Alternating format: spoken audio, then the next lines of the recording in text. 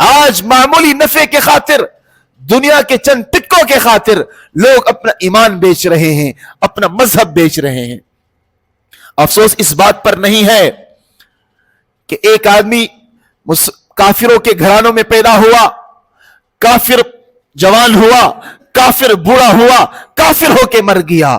افسوس اس بات پر ہے کہ ایک آدمی مسلمانوں کے گھروں میں پیدا ہوا، نام اس کا مسلمانوں والا، ماں باپ بھی مسلمان ہے، جوان بھی مسلمانوں کے گھروں میں ہوا، لیکن انتقال کفر کے حالت میں ہو رہی ہے۔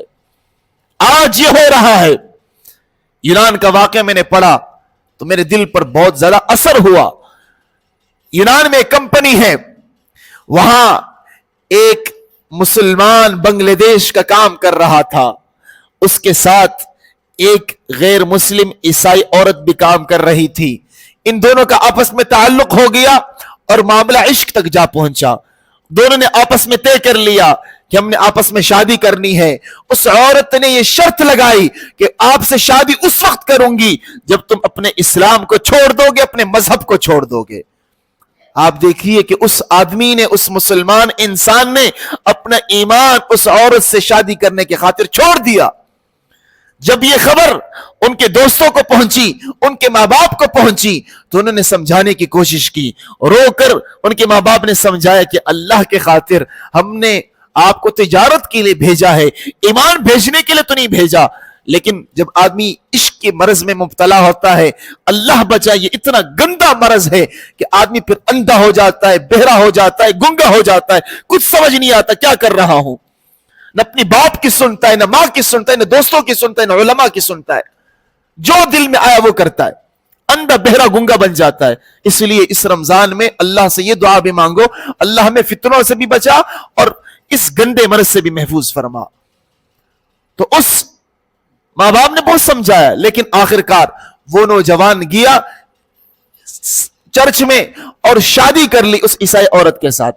کچھ دن تو خوشی کے گزر گئے، 3 ماہ کے بعد یہ مرد اور یہ عورت گاڑی میں سوار ہے، سفر کر رہے ہیں، اور یہ گاڑی بریک فیل ہو گیا اور ایک درخت کے ساتھ جا کے لگا۔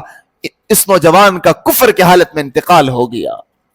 اس کو کہتے ہیں خسرت دنیا والآخرہ، کہ دنیا بھی برباد ہو گئی اور آخرت بھی برباد ہو گیا۔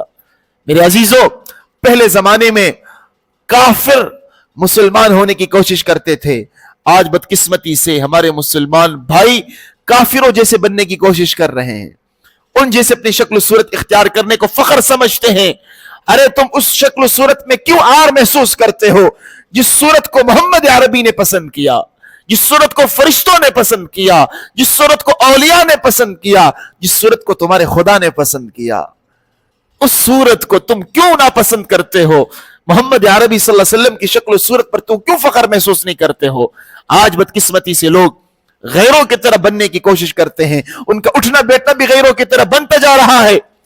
اس لیے آج کے اس پرفتن دور میں ماں باپ کی یہ ذمہ داری ہے، ان پر لازم ہے کہ اپنے ایمان کی فکر کرے، اپنی ایمان کے فکر کے ساتھ ساتھ اپنے بچوں کی ایمان کی فکر کرے، ان کو لاوارث نہ چھوڑے کہ بس پیسے کماتے رہو، بس ہمیں پیسے چاہیے، باقی ایمان جائے باڑ میں، ہمیں اس سے کوئی سروکار نہیں۔